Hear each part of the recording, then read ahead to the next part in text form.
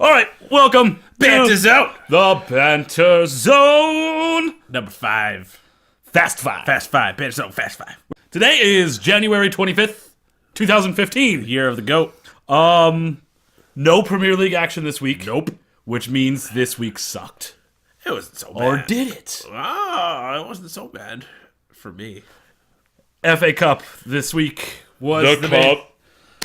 the freaking asshole cup. Yeah. The FA Cup, League Cup, usually not exciting unless big teams lose to smaller teams. And guess what? They did. Whole bunch of In spades. Yeah. In spades. This weekend was upset weekend. Let's start it off with what everybody's calling the big upset, which I'm glad it happened because it masked Manchester City's upset. So We're going to start it off with Chelsea. Chelsea, the Blue Lions themselves, losing to a League One side. Not a championship side, but a League One side. Bradford City, 4-2 in the end. They were two. They were 2-0 down at right before halftime. and then they scored one.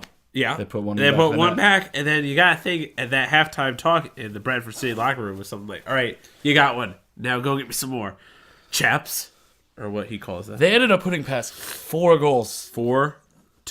That is Mind-boggling. that scoreline by itself against Chelsea is huge. Yeah. But coming from a League One side, There's like 60 spots in between them. and it's not like Chelsea's squad wasn't like good. It's not like they were. Yeah, they playing sent out an A squad. Yeah. It wasn't B squad because, again, there was no Premier League. So all the big clubs this weekend threw out Yep. A squads. It wasn't a normal FA Cup midweek where you get to see your fringe players playing and trying to make a name for themselves. It was A squads out there. Yes. And, Chelsea losing. Do you think that has ramifications for their Premier League No, run? Or do you think it's just a little bump in the road? I think it's a blip. Just a blip on the radar? If Man City goes to Stamford this weekend and destroys them, that will be That would be ramifications. That would be big for your club there. What can I say? Man City lost to Middlesbrough. Again, Company started. He gave away the first goal. Okay. Go back and watch it. It wasn't good. It was real ugly. They put Dedrick Boyata. He's good for a team that's not in the Premier League. He's not up to that caliber yet. Nope. He does have some pace though for a center back. Yeah. He was running down some ball. But pace doesn't get you. No, he needs more experience. He needs to make better decisions. But that's the thing, though. Vincent Company did that normal step up. Yeah. He missed the tackle. They went in. Fernando tried to clear the ball at goal line. He kicked it right to another guy, and it was in the back of the net. Skeletor, Willie Caballero had no chance. Freaking Skeletor. Frank Lampard hit the woodwork. That was really close. I saw that. James Milner should have had a penalty. The first half, we just blitzkrieged them. It could have easily been 3-0 going into halftime. It just wasn't. It wasn't our day. Was it their day? It happens. And that's why I love them. Because they lose magic to of the cup, baby. They lose to crappy teams. Man United, since we were talking about City, let's talk about United. Which isn't a loss, but for Van Gaal, do you think it might as well have been? It wasn't. It was Drawing 0-0 with their full strength against the League Two side. Cambridge United. There's 75 spots in between these two teams. Yeah. 4th in the Premier League, some other number in League Two. This is like the Yankees not being able to beat the Hudson Valley Renegades. Hudson Valley Renegades. I mean, that's the equivalent of it. I agree. I mean, let's talk about the formation. Louis Van Gaal goes back to 4-man defense. Yeah. Which against Cambridge United, you don't need to do that. Nope. These kids are usually going to just pack up shop and park the bus. So I don't know why he thought he had to put 4 men back there. Easily could have started 3. You never really know with Van Gaal. I have no idea what he's doing. He's just like, well, let's try this. Oh, this worked a little bit, but I think I'm going to try this other thing. You got to get the team settled, man. Angel Di Maria, skilled player. He really is. I can't really say much against him. Nope. My biggest thing was the positioning. Radamel Falcao in the center, and Marion Fellaini's somehow always on the right side, playing right mid. That's not working. You need Marion Fellaini in the center because he's a target man, and you need someone scooping balls to him. You don't need him scooping balls to Falcao. I agree with that. I mean, they showed the statistics for the club wages. Yeah. The entire club makes $1.1 million in 1 year. Yeah. Radamel Falcao makes their entire club salary in 2 weeks. So the bright side, there had to be one. There had to be a bright side to the weekend for one of us. Yeah, Arsenal versus went at Brighton, man. Brighton and Hove Albion. It was away on the south coast. It was solid. It's probably closer than you thought it was going to be. Oh yeah, it was a lot closer than I thought it was going to be. You know, we went out there. Theo Walcott within 2 minutes, opening goal. So good to see him scoring again because last couple games he had good chances and he just couldn't find the back of the net. He's like, where is it? I don't know. He had a blindfold on or something. But who else scored? Mesut Ozil scored as well. Mesut Ozil looked good today. He did, man. He wants that spot from Santi Cazorla, but I don't think he's just going to get it. I still hate that he's on your team. Because Cazorla is in such a run of form lately. But, so we go to, and then, I think was it quarter? Was it a quarter? I don't recall off the top of my head. But then Brighton scores, and I'm like, 2-1. It's a game now, and I guess I 2-1. start getting I don't know nervous. if you know this. I don't know if you guys have been watching soccer long. 2-1 is the best score. It is. In soccer. Everything lights up. You know, I mean, next goal either wins or draws. I mean, it's amazing. I love it when it's 2-1. It's all about getting that cushion, baby. Yep.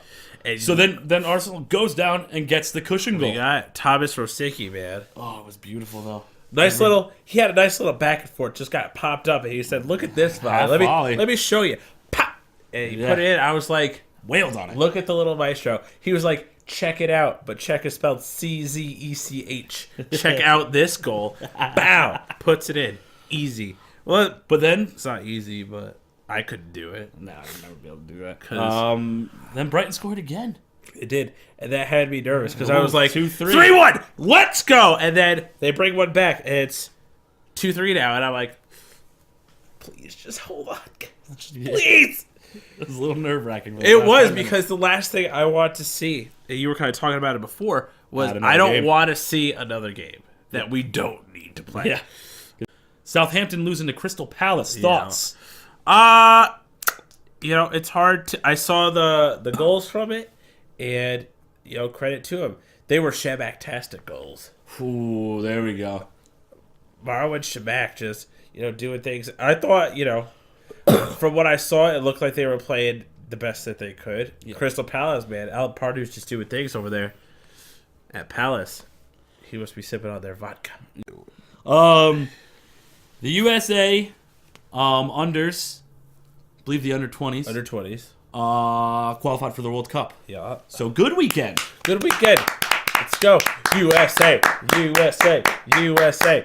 USA. We keep it in rhythm here at the Banter Zone. All right. It's still January. So door is open until February 3rd. Let's talk transfers. Okay. Biggest one of this window so far. There's no way that no one's beating this one. Sebastian Giovinco. 2. Toronto FC. Coming to the MLS from Juventus. This is a guy, and he's in his prime right now. He is. And he's coming to the MLS. And he is fast. Yeah. He is fast. And it's so good. He is Italian. He is bringing all the olive oils to Canada. And they are going to make some brajol. Yeah. And it's going to be delicious. All right. What else we have? Arsenal signed a defender. Thank the Jesus Lord in heaven. Well, we got a holding midfielder. That's confirmed. Yeah. But Arsene Wenger came out today and was like, we're going to sign Gabriel Paulista tomorrow. Finally. From Villarreal, center half. You know, I think it's good moves. It's good to see that we're actually signing. Fourth transfer window a charm, right? You just needed a defender and a holding mid this whole time. We just needed to win an FA Cup and then have a shitty start to a season to realize, oh, wait, Everybody's right.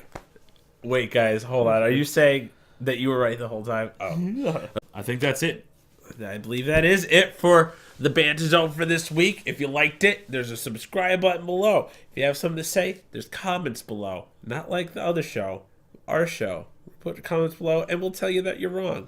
That's all we do. That's what we do. We tell you you're stupid. We tell you that And you then come here acting like you know things, but you don't know. Yeah.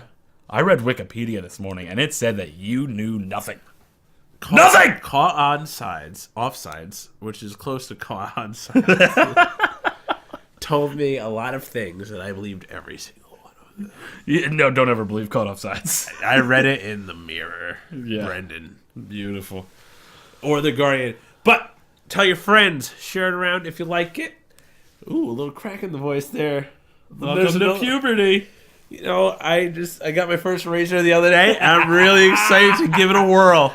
Woohoo! Ready? Beautiful. Ready to be a man. Thank you, Gillette. Do, do, do. It's the Banter Zone.